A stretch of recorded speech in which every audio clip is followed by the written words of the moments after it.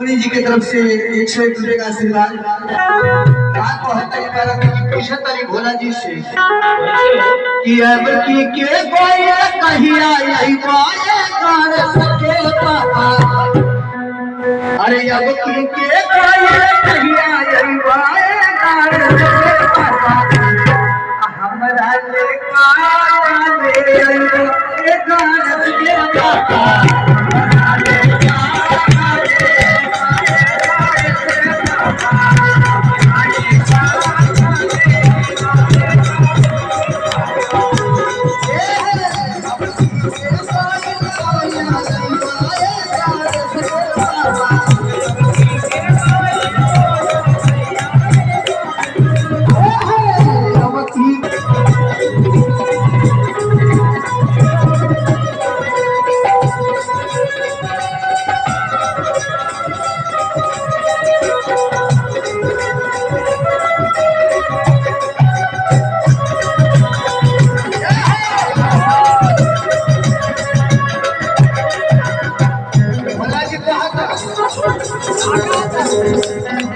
अब की के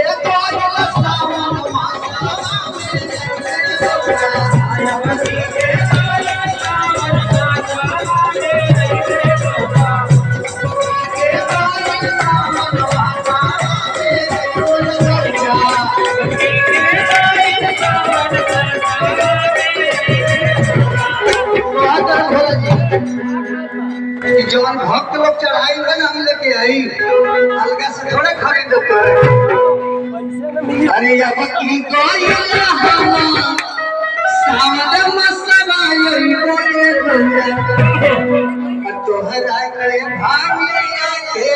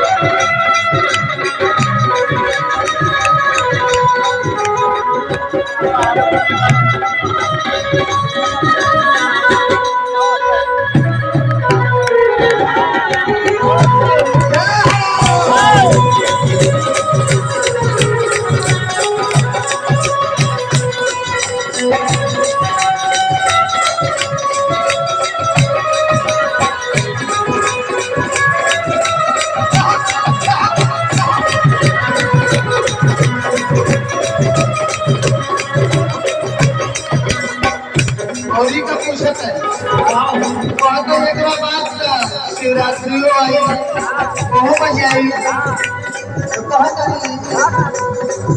अब की के कोई कहिया आई बोले जाने से बाबा अब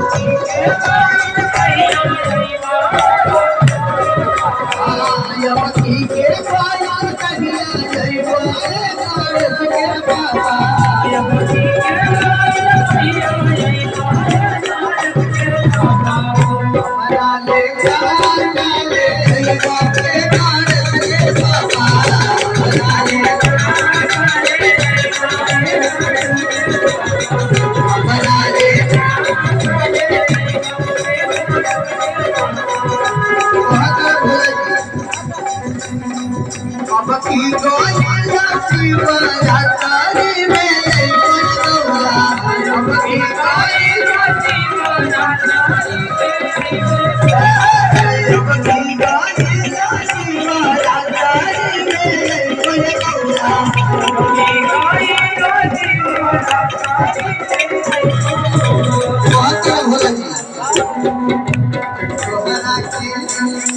तोहरा के